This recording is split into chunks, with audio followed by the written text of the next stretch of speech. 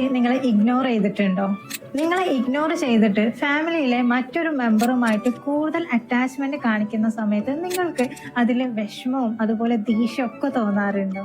ഉണ്ടെങ്കിൽ നിങ്ങൾ നിങ്ങളുടെ കുട്ടീനെ സ്നേഹിക്കുക മാത്രമല്ല ചെയ്യുന്നത്, നിങ്ങളുടെ ഇമോഷണൽ നീഡ്സിന് വേണ്ടിയിട്ട് അവരെ യൂസ് ആക്കുന്നതും കൂടെ ഉണ്ട്.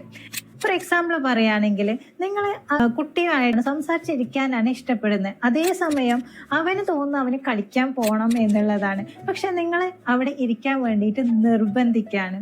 ഇങ്ങനെ ചെയ്യുന്ന സമയത്ത് കുട്ടികൾക്ക് വരുന്ന ഒരു ഫീലിംഗ് എന്താന്ന് വെച്ചാൽ, എൻ്റെ അമ്മയുടെ സന്തോഷത്തിന്റെ റെസ്പോൺസിബിലിറ്റി എന്ന് പറയുന്നത് എൻ്റെ കയ്യിലാണ് എന്നുള്ളത്. അതിൻ്റെ കൂടെ ഒരു പ്രഷറും ഗിൽറ്റി ഫീലിംഗും കൂടെ ഉണ്ടാവും.